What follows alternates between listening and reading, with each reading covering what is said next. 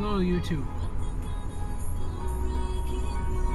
I would like to make this video about the world order, the current world order, which is, well, back in the 1700s, it was still pretty new, and it wasn't a worldwide order. I mean, it was just in particular places. For example, England, which back at that time had an empire, and then America took over the empire, and they're still at the top right now. I mean, China may take over from America, but I really don't know if this world order is going to change. And the world order that we have now is basically a carrot and stick world order, where you basically have a system where if you do things, you do a lot of things, you get a reward, and if you don't do anything, then you get nothing. But you see, there's some facets of this world order that are pretty annoying. For example, in the current system, you may have found that it really doesn't matter what kind of country you're in. It doesn't matter what country you're in. You either have to work full-time, well, you can work part-time, but the thing is you have to show up at the exact times. And you can't just not work. Because the way the work design, the whole way the work is designed nowadays is, it requires you to work on a certain timetable and work with other people.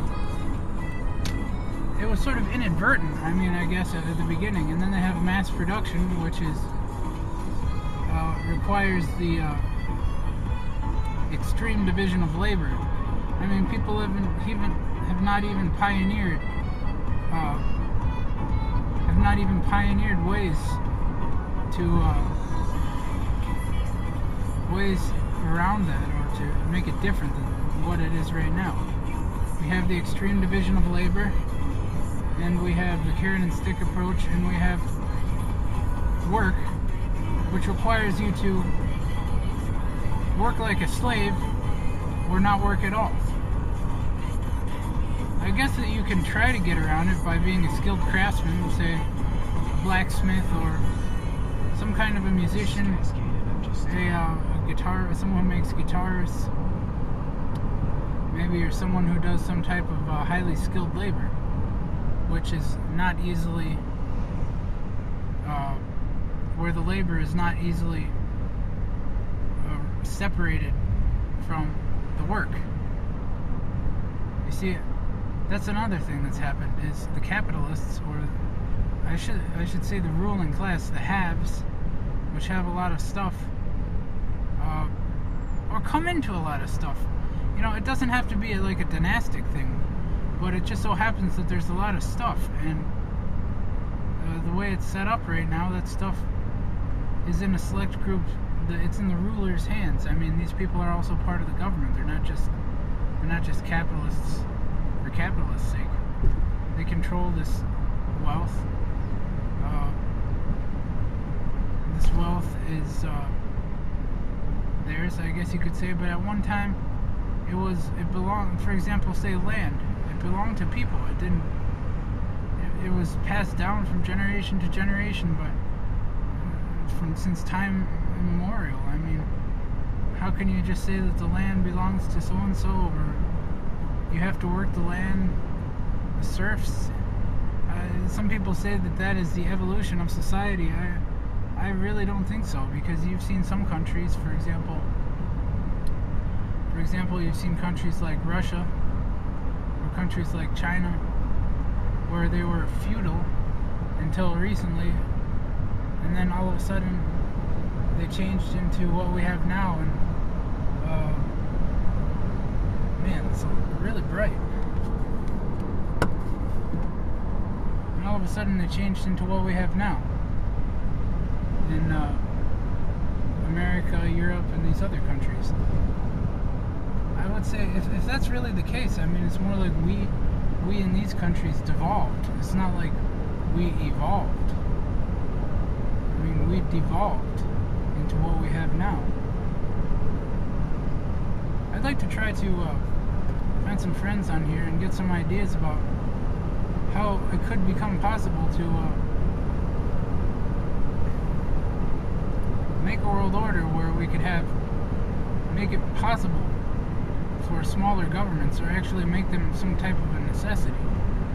Make it necessary to have small governments in order to survive, or else these big states would collapse. I mean, and the other thing is small companies, you know, it would be nice.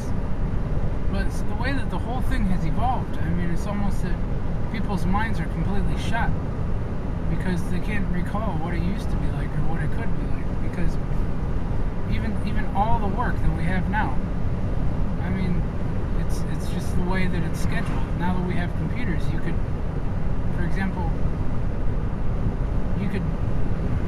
there's lots of different types of systems that could be enacted to make it so that you didn't have to work on such a schedule. You could just go to work whenever you needed to go to work. And the way that pay is aggregated, that's another thing. I mean, we've seen communism, we've seen the way that Marx wanted to do it, where you get a constant wage no matter what you do or how much you do. And that basically leads to all stick and no carrot. So it's just a really dumb way to do it. It doesn't work, especially on a large scale. I mean, maybe if you're talking about a really small country where everyone was from the same tribe or the same family, that might work. But even then, I don't know why there'd be some people that would just live high on the hog and do nothing, and they wouldn't get whipped by the stick. Well, they might get whipped by the stick, but say there was no carrot, they wouldn't get that extra incentive, so it wouldn't work as well. I mean, it would work, but it wouldn't work as well. And it wouldn't work as well as what we have now, that's for sure. People wouldn't be interested in innovation.